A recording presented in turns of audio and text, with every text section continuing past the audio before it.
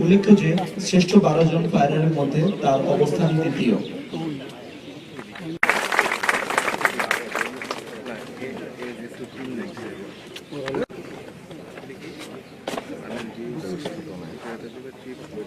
আমরা দেশের শান্তি শৃঙ্খলা রক্ষার কাজে এখনো ডিপ্লয়েড আছে। 2024 সালের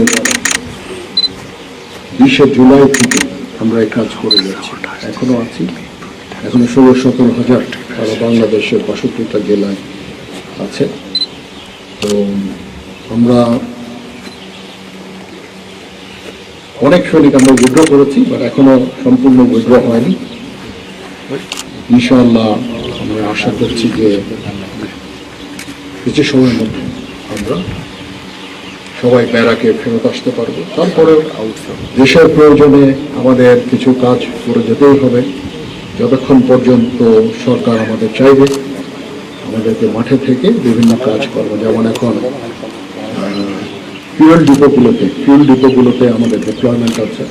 তো এরকম টাইম টু টাইম বিভিন্ন কাজে আমাদের হয়তো সরকারকে সহায়তা করতে হবে। তারপরে মোটা দাগে আমাদের যে প্রধান কাজ ক্যান্টনমেন্টে ফেরত এসে প্রশিক্ষণ করা, যুদ্ধের জন্য প্রস্তুতি, আমাদের নিজস্ব যেই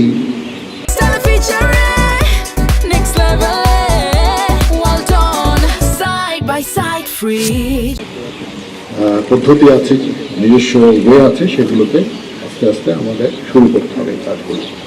ওই জন্য ফায়ারিং অত্যন্ত গুরুত্বপূর্ণ। আমরা এতদিন ফায়ারিং সেভাবে করতে পারিনি, এখন ফায়ারিং কম্পিটিশন হলো।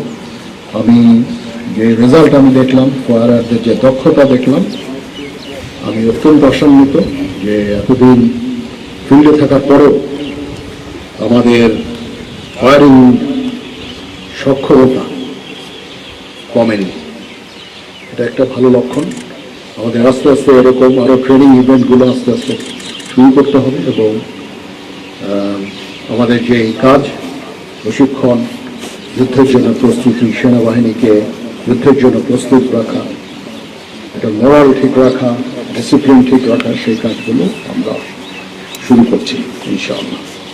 আমি মনে করি যে প্রত্যেকটা ফিল্ড কমান্ডারের কাজ হচ্ছে পোস্টিং, ফিল্ডে ট্রুপদের সাথে ইন্টারাকশন করা, তাদের সাথে ট্রেনিংয়ে থাকা, তাহলে ট্রেনিংয়ের মান অনেক উন্নতি হবে, ট্রুপসের মরাল বৃদ্ধি পাবে। এই কাজগুলো